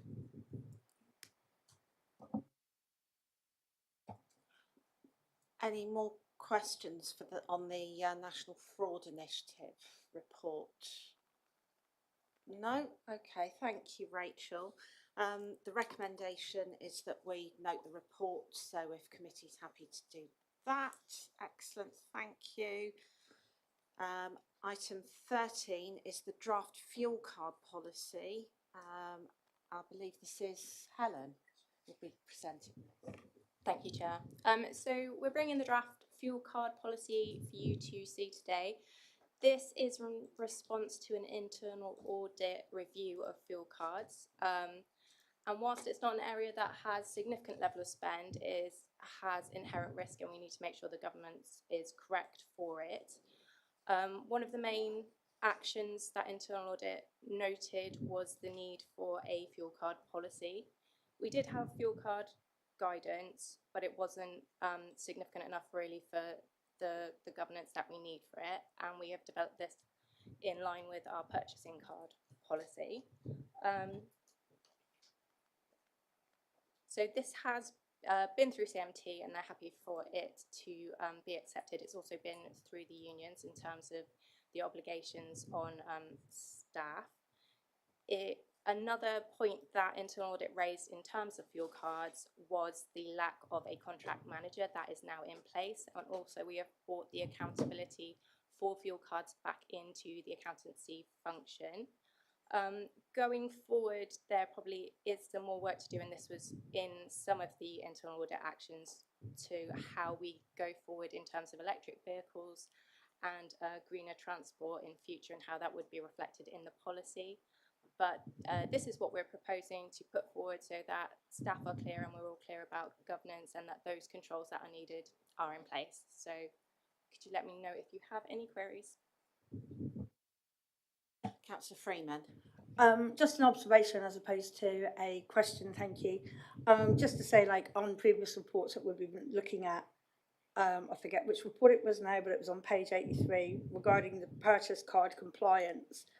We've got such a strong, robust system in place there that it seems to be quite natural just to transfer that system over to the fuel card payment system and carry on with those processes and procedures. I don't think we need to be looking at, you know, everything is always subject. I don't think we need to be delving into that too much. Thank you. Anyone? Mrs. Benny. Oh, Mr. Lincoln was first, I think. Thank you. It was just a quick question, given what you were saying about needing to review to take into account electric vehicles and things. I'm just interested in understanding when you're going to put a review date onto it, because I think actually the proof is in the pudding. It looks eminently sensible. You've got to work it and try it and then get feedback, haven't you? But actually, in terms of a formal review date, probably ought to be a sooner rather than a later one, because of the advent of everything else that's coming. Yeah, we'll definitely pick that up, and then would we feedback with the timescale? Yeah, we'll do. It's probably me, but I couldn't see the checks and balances in the system. Somebody turns up and fills their car up with petrol and pays for it on the card. Wonderful. How do we reconcile that against the business mileage that's been incurred? So the checks are, depending on the type of card, so you've got a card that is based on your own ID, that you can use, say, on social workers use them on hire vehicles, there's a check there. Or there is a card that is based on the registration of that specific PCC vehicle. So that's kind of our initial check, and when you pay, that is a check that's done at the till before you can spend. Then there are checks that we have put into this policy about looking at the reasonableness. So there is some accountability of that on the service of checking, and the budget managers of checking that spend seems reasonable, but also service accountants would feed that back. And we've added in additional transaction checking for the information that we get from the All-Star system. So that responsibility is going to be picked up with finance now, and we're bringing that in so we can develop the process and make sure it's fit for purpose. And the anticipation is that this is break even, no additional cost, but administratively more slick and convenience. No, so it's all within the existing contract and within existing staffing. I think there is potentially additional cost if we were to go down electric vehicle fuel card policy. That may have some costs, but we can feedback once we've explored that. Any more on the fuel card policy? Okay, thank you very much, Helen. Again, I have a recommendation, which is to note the report. Is committee happy to do that? Brilliant. The next item is the risk management strategy update, and this I'm going to hand over to David.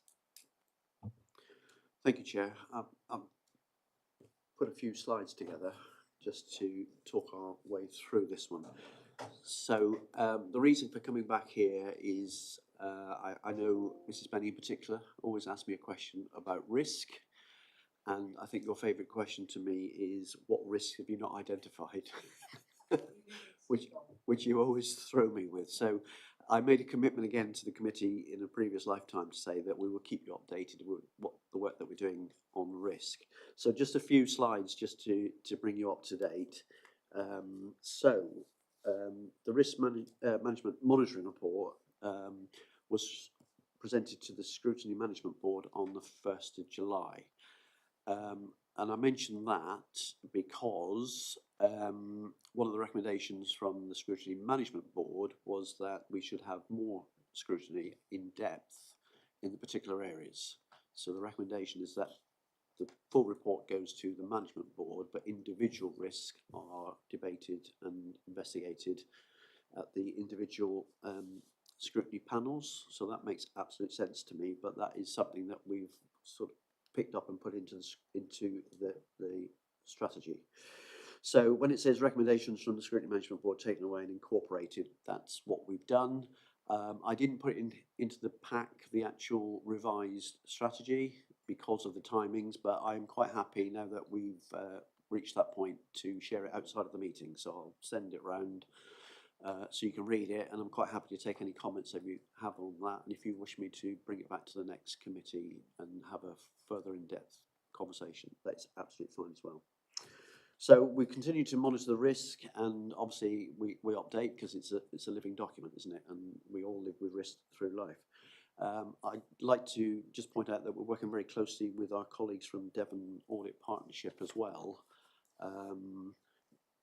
simply so that we get an outside view of what we're doing, and picking up on the point that we made earlier about how we're embedding this into the culture of Plymouth City Council. This is another one that is now on a regular quarterly basis into review. So on the second slide, we say on the strategic register, we have 14 strategic risks. Those remain. Anyone, I'm looking at you, Mrs. Benny, because your bit of continuity might remember the 14 from a previous iteration.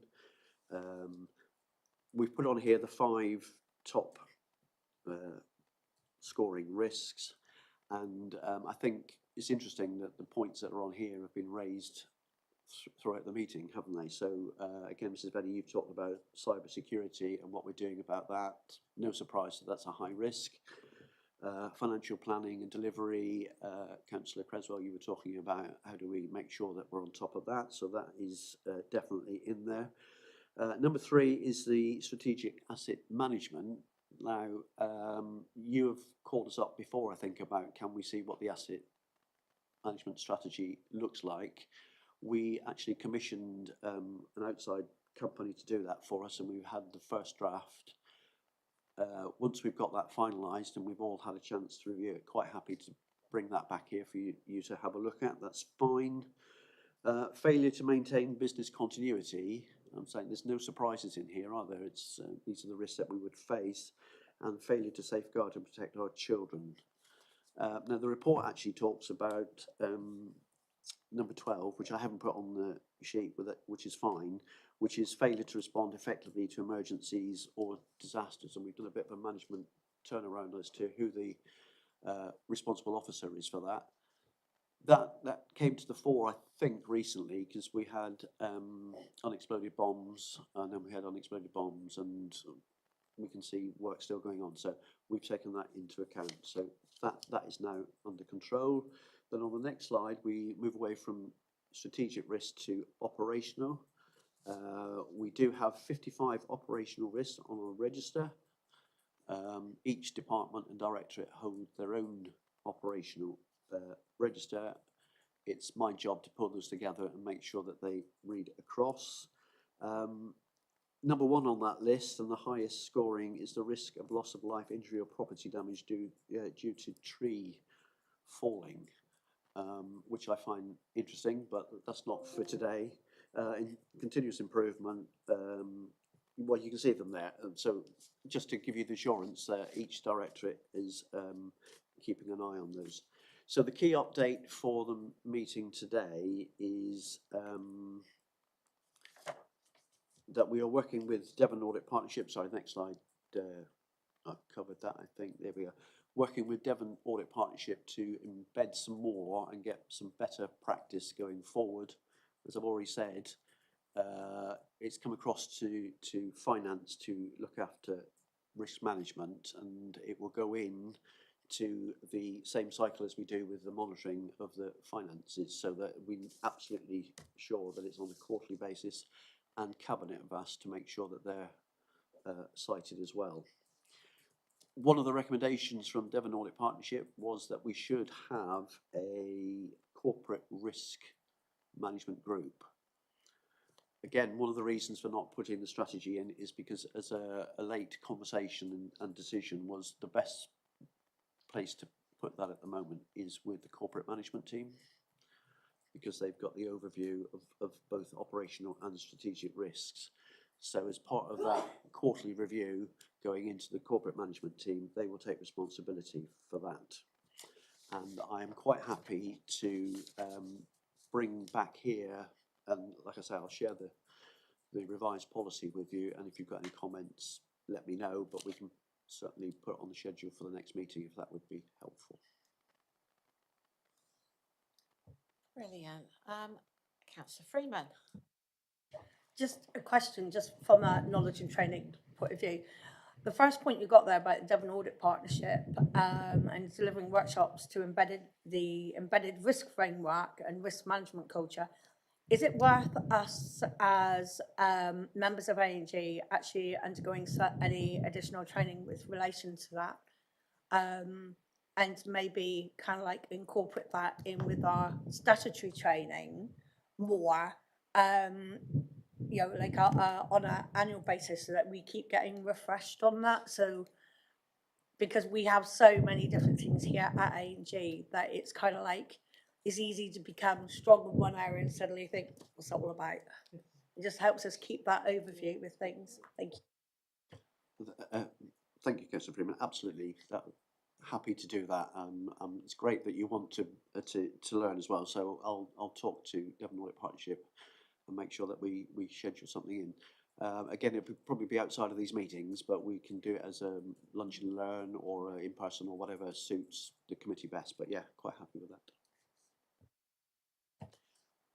Any more on this one? No? Excellent. Thank you for the report, David. So have a recommendation, which again is that we note the risk management monitoring report presenting the position as of the 1st of June 2026. Is committee happy to do that? Excellent. Thank you.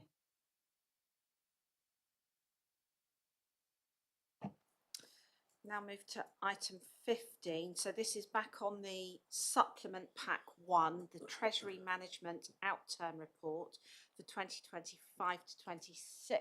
I believe, Wendy, this is you. Thank you, Chair. The report shown on pages 159 to 174 in the supplement pack sets out the Council's Treasury Management activities for the financial year 25-26 and is required to comply with the SIPFA Code of Practice on Treasury Management. The report covers Treasury Management activities, including borrowing and investments, which is set out on Table 2, and the Revenue Treasury Management outturn for 25-26, which is set out on Table 4. I'd like to draw your attention in Section E, which sets out the Council's key prudential indicators, which were set as part of the Treasury Management Strategy approved as part of the 25-26 budget setting in February 2025. The key indicators are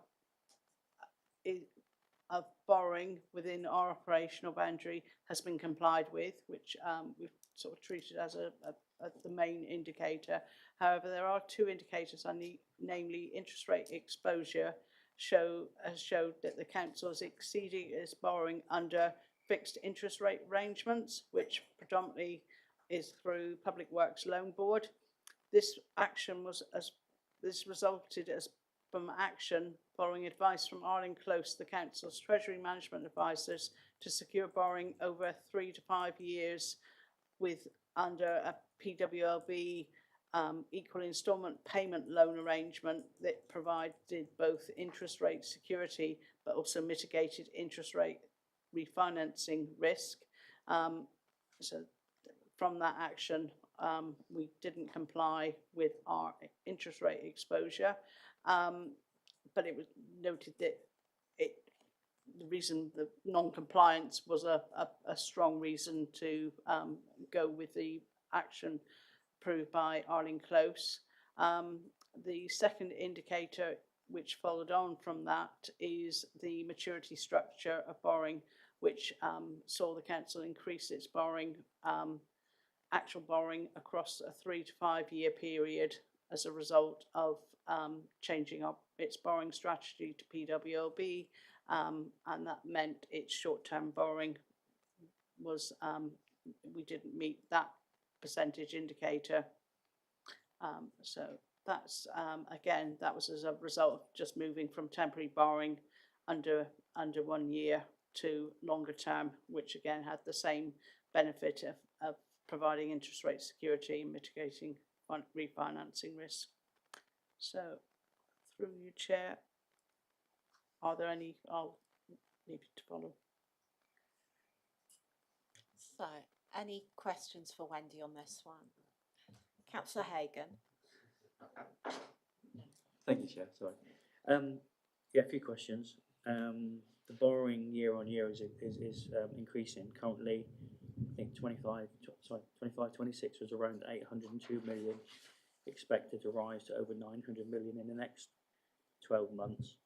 And we appear to be using reserve funds to balance the books. So I've got three questions. What are we doing to reduce borrowing? What proportion of the council's budget is now spent on borrowing and financing costs? And how long can reserves continue to support current spending pressures? Thank you. Through you, Chair. I'll take that one. Do you want to just switch your microphone off, or do you want to come in? Sorry. Oh, Sorry. The refinancing cost, the financing costs, as I say, are set out in table 4. I didn't pick up all the questions, so I'll leave. David, is that okay for you to pick up the rest? so hopefully that answers the first question. Yeah. So that was, or the second question about the percentage of. So that's one of the key indicators that I keep an eye on when we're setting the budget and when we're looking at the strategy for the capital programme itself. In terms of, are we actively trying to reduce the borrowing? Yes.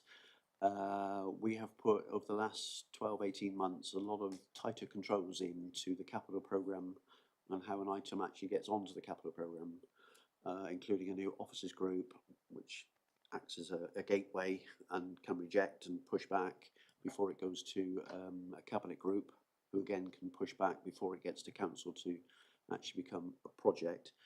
I think the conversations that I've had with cabinet have been, we need to slow down. I don't want to be at the stage saying stop, because we're an ambitious city and we have to keep looking at every project on its merit. But certainly the conversation is along the lines of, we have done a lot of investment recently, and at some stage you need to just take a step back and reevaluate. So we're at that point, but there are a lot of controls in place, and it's my job when I'm putting the budget together and signing it off to make sure that it's affordable is the number one criteria, and at the moment we're okay. So hopefully that answers the first question. In terms of using reserves, we don't actually use sort of revenue reserves to balance the capital budget, so that might be a question for a scrutiny panel about your actual revenue and outturn and so on, but we don't dip into reserves in order to fund this one, unless it's a specific one, which is we've sold something and it does go in as a capital reserve, but that's detailed in the report. Thank you, David. Any further questions on this one? Sorry, Chair, can I just add, while we were talking about training, and I said that we would throw out the statement of accounts because it's quite a meaty document. Treasury management is another huge area, and Councillor Hagan will know because we invited you to the Treasury Management Board, and we used the first one of the new season as a training opportunity. That was 2 hours of slides. I would not propose to anybody that I give you 2 hours training of all those slides, and I doubt if you would want to sit through that again. But John has offered to sort of pick out some of the pertinent, possibly the KPIs, which are, the key indicators, might be useful. So again, we'll talk to the chair and sort something out that works for everybody, but that's an offer that we're quite happy to put in place. Thank you, David. Mrs. Benny. Thank you. It's a question around what you were saying around the capital projects and sort of trying to basically build in more gates to enable it. Has that made a difference?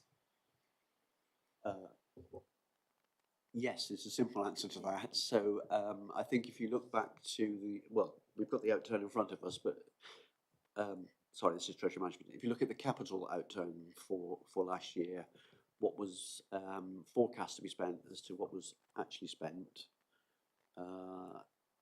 they weren't the same number. It was much lower, and that's not because I'm saying stop.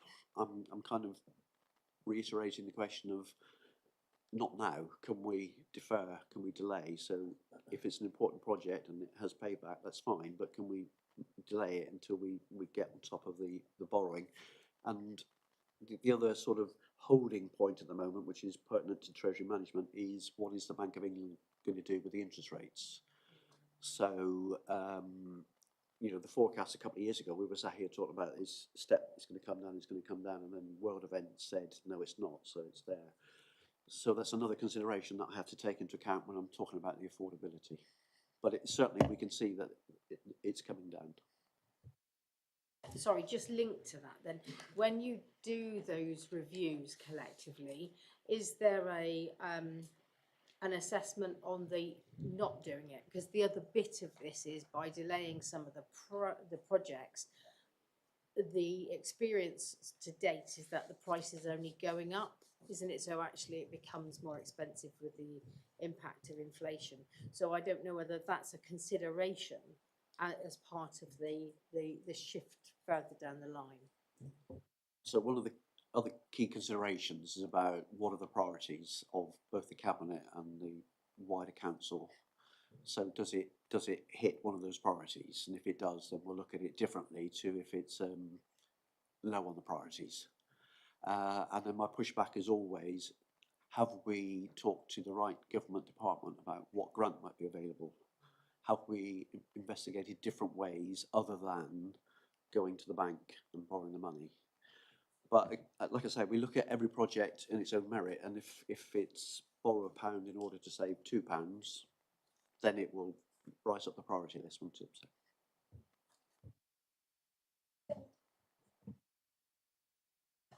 Sorry, through you, Chair, I was just going to add that our borrowing costs are also increased because of the dedicated schools grant deficit currently. So at the end of last year, we had 53 million that effectively we're funding through borrowing because we don't have the funding to pay for the schools grant. And that is increasing, obviously, every year. So it's gone up significantly. It was 4 million when it started a couple of years ago, then 18, and last year was 53. So we're still continuing to have to borrow. So that is increasing our borrowing costs. Councillor Cresswell? But I think it works out, it was 1.6 million we would have to pay in interest, wouldn't we, on that dedicated schools grant. But hopefully we will have submitted a good send plan, and so in the autumn we hope to hear that we will have had 90% of it taken away, and we'll just have 10% to actually find. But obviously it's longer term than that, because that's not going to go on. We're not going to be financed in that way by the government forever, and I think it finishes in is it 2028, 29 or so? But that will be a saving, and hopefully our plans will mean that we will actually be able to be more effective in terms of, and some of the plans we have in place, aren't they, to make sure that we actually cater more and more for children, and they are, not only does it save the council, but also that we are actually making far better provision as well. So I think, thank you, Councillor Cresswell. It's worth noting, isn't it, that the 90% buyout of that debt comes with conditions around it. So you're absolutely right. We had to put in our robust plans, and we had support to do that, because it's not about buying that out and then life continues and it just builds up again. So it was the condition will give you the 90% if you've got robust plans that says you're going to reduce it by whatever means. So that's all in place. But you're right, we don't get an outcome of that until middle of September, end of September. So we'll see. Okay, if there's no further questions, committee are asked to approve the Treasury Management Annual Report for 25 to 26. Are you happy to do so? Thank you. And before we move on to item 16, I'm going to propose a quick 10-minute comfort break, because it is, if nothing else, just to cool down a bit, because it is incredibly warm in here. And so, yes, it's 4 o'clock now. If we come back no later than 10 past, and then we'll resume the meeting.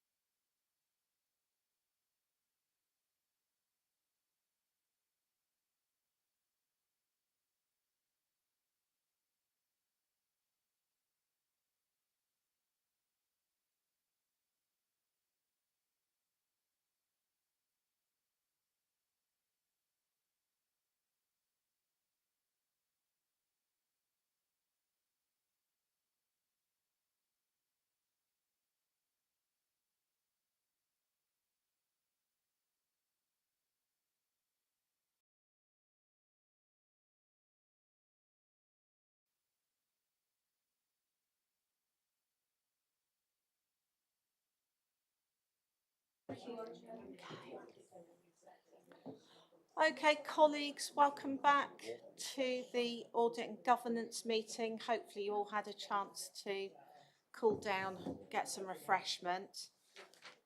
We'll now return to the agenda at item 16, which is the Audit Committee self-assessment. Louise, you're presenting this one? Thank you, Chair. Yes, so as part of our agenda today, we have the Audit Committee self-assessment. So this was a self-assessment that DAP, Devon Assurance Partnership, supported the Audit Committee to do, and I think it was back in April or May now. So this presents the findings of that actual report. Tony Rose, who was the head of internal audit, worked with committee members at that time to develop this self-assessment, and this is the outcome from that report. There are two observations arising from that report. The overall assessment is one of reasonable assurance, but the actual 2 points that were arising were in relation to the third independent member, which obviously was discussed at the beginning of this meeting today, and we have 3 independent members here. The only other observation for action was with regards to an update to the terms of reference, which I believe is in progress and that's only at this moment in time. So really it's a note for yourselves. This should be reviewed annually. It's something that obviously the chair will work with the audit committee members and democratic support to make sure that that continues. But it's just to present findings of that self-assessment that was completed earlier this financial year. Thank you, Chair. Thank you, Louise. So just to add to that, we have got a date in the diary for the next one that is already in the diary. It should be in all your diaries. I'll resend today as well, just to emphasise how helpful it was. Thanks to the committee for coming along and engaging in that session. It was really helpful, really productive. So yeah, we just really encourage all members to attend. I've also added it onto the work programme document for the year, just so that we can see it. So thank you. I'll just say it because Mrs. Benny can't, but 3.1 there says that as part of this process, members of the committee noted the current independent member is very engaged and a positive aspect. So I just thought I'd point that out and say thank you very much on behalf of the committee. And I know you've got plans to move on, which is why we had to recruit some, but you're not going anywhere for a while, are you? So no, thank you. So, any questions or comments on that? No? And yeah, it was certainly a productive session and meaningful, I thought, rather than just being a meeting. I've personally found it very useful. So again, if there's no questions or comments on the committee self-assessment, the recommendation is that we note the findings of the self-assessment exercise, endorse the actions for improvement, including the updates to the terms of reference and continued development of the effectiveness of the Audit and Governance Committee. Is committee happy to note that? Excellent. Now move on to item 17. Now this is in supplement pack 2. This is the Audit and Governance Constitutional Review Working Group. And for this one, I'm going to hand over to Jamie. Thank you, Chair. This report is here before you today to ask the committee to establish a constitutional review working group.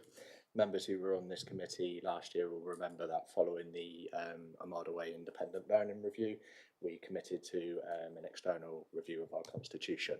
The committee at that time requested that when that is appropriate, we would set up a constitutional review working group to flesh out some of those issues and take forward recommendations to improve the constitution. The volume of those recommendations mean that it's beneficial to do a working group to enable flexibility to consider those as and when and bring forward the most important recommendations in the correct order. So we would be asking that the Constitutional Review Working Group helps develop a plan with the monitoring officer to prioritise those.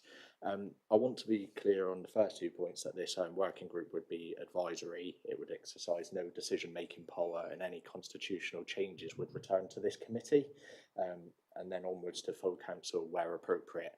The membership is drawn from the political groups on this committee as part of the process.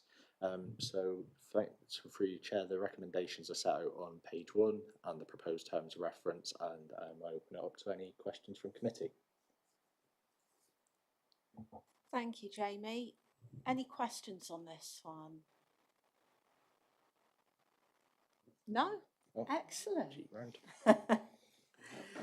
So we've got 5 recommendations, so I'll just go through each one in turn. So we note that there's been an external constitutional review. The second, we establish a non-proportionate constitutional review working group to consider the recommendations. Yeah, any objections? Good, no.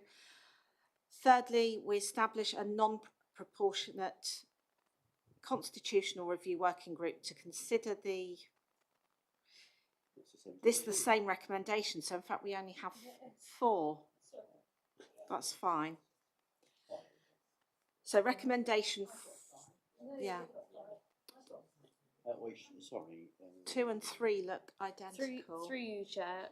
Number 3 should read approve the terms of reference and membership arrangements for the working group. Apologies. Are we happy to agree the terms of reference for the working group? Excellent. Recommendation 4, request the working group to develop an implementation programme and draft constitutional amendments for consideration by Audit and Governance Committee. Excellent, thank you. And finally, that we authorise the monitoring officer to provide officer support and to bring forward draft amendments arising from a review process. Wonderful. So all 5 recommendations are noted and authorised, and we now move on to item number 18. So this is back to the main agenda pack, the action log, and this is just for noting, but has anyone got anything on that they wish to raise? Mrs. Benny. Just in terms of due process, when I was reading through this, there's quite a few where things have been probably, they look as if they're outstanding now, and you know, people have been asked for updates but they've not been forthcoming. It could be due to leave because we're in July, but I'd like to see quite a significant shift in terms of updates and things being closed, because there was quite a few where it was request made 13th of July and we haven't had anything back. Yeah, thank you. No, I agree with that. I think we can all agree we want to see as many of the open ones closed as possible. Any further questions or comments on the action log? Anne? I'm sorry, Chair. I kind of wanted to ask something, but it was in relation to the previous item. Is that okay? So with the working group looking at the review, when and how will that get set up, please? Thank you, Chair. So that will be set up as and when the changes are required. So the membership's listed in the review, but we obviously want to prioritise the bits of the review that are important. So there may be certain things that we are being told that we need to comply with most up to date, best practice, etc. So obviously the monitoring officer will want to prioritise those as quickly as possible so that they're achieved by this year. But there may be some other stuff in there which are more things that we want to consider because they've been raised by the committee or they've been let known by groups. So an example of that is some of the chief officer appointments terms of reference. So some of those are things that can be considered with that. But the monitoring officer will submit a schedule to members about the meetings, and just to flag to people that obviously because this is a working group that will impact attendance, etc. because this will doesn't comply with it. It doesn't it's not set up under those formal rules. So there is flexibility with subs and attendance, which is why we wanted to set it up this way. Oh, sorry, Chair. Entry, So that's okay. how do we express an interest in being part of that working group, or how is this going to work out? Thank you. Shall I read the 2 seconds? Sorry. No, that's all right. So just getting just the wording. So yeah, as point 4, so it was agreed so that the working group would consist of the chair and the vice chair of the audit and governance committee, and then 4 of the political members of the panel. So that would make up the membership that we currently have, with the option, for example, if Councillor Freeman, you were unable to do that, there could be another representative from your group that filled your space. So I think what we were trying to do with this is have that flexibility, that there is obviously some people with experience across the groups that might have a specific part of the constitution that you may want to bring them in for. So for example, planning, you might want on a certain meeting to, you know, involve the planning chair, or for example, or scrutiny, you might want to invite the scrutiny chair. So that's the flexibility we wanted to build into the working group. So I think out of this meeting we would have the nominations from your group, so we'd be assuming that it is made up of this panel, unless you tell us that you're unable to attend those meetings. Any other questions either on this or on the action log? No? Okay, then we can note the action log document. So we now move on to the final agenda item. This is the work programme, so right at the very end of the main agenda. So again, this is for consideration. Any comments or questions on this, or any requests to move things around? Grace? Just to add the final audited accounts and our findings report to December, please.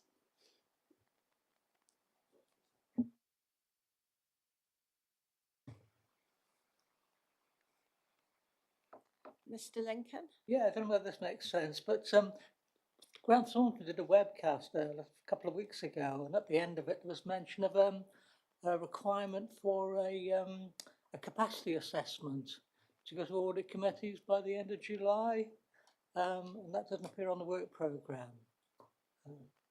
So it's on the work programme for September, just because we were still working through management comments at the time when the papers came out. The requirement is to share it via the chair, so the chair will have visibility before the end of July, and then it'll come to committee for comment in September then. So we would have met the requirement, but you'll just need it a little later. But obviously through the chair, happy if she wants to share it more widely next week when we share it as well. But just to alert you that that's the process we're following. They haven't given us much time, and with committee timetables, it's been quite tricky. Work in progress. I'm happy to share that with the committee once I've had sight of that. Through you, Chair. Given that this week we received a letter about the local government reorganisation, I'm guessing, I'm putting thoughts into the committee's head, but maybe in September we bring back what governance and what procedures were put in place, if that would be useful. Yes. And explain about the elections and shadow and all that, or everything that comes with that announcement. Yeah, I think that would be an excellent idea. Just checking, yes, I think there's still room on that agenda, so we can just add it to the existing one. Anything else? Sort of looking to December and beyond. No? Okay, so if committee's happy to agree the work programme in its current format. Obviously this is something of a living document, and as the civic year goes on, more things will be added to the future meeting agendas. But also, if any committee members think of anything that ought to be included, please don't hesitate to get in touch with myself or Councillor Hadfield, and we can look at including that. Councillor Cresswell, can you use your microphone? And we agreed, as Mr. Lincoln said, which was a very good suggestion at the beginning, that we're actually going to move the action log, is that right, and such, straight after the which I remember there's a couple of things that we do that anyway. And that's probably a good way on keeping a sort of like a direct link on what's actually happening, isn't it? No, agreed. So I'll call the meeting to a close. Thank you all, especially in this heat today. Yes, look forward to seeing you all in September. Thank you. Thank you, Chair.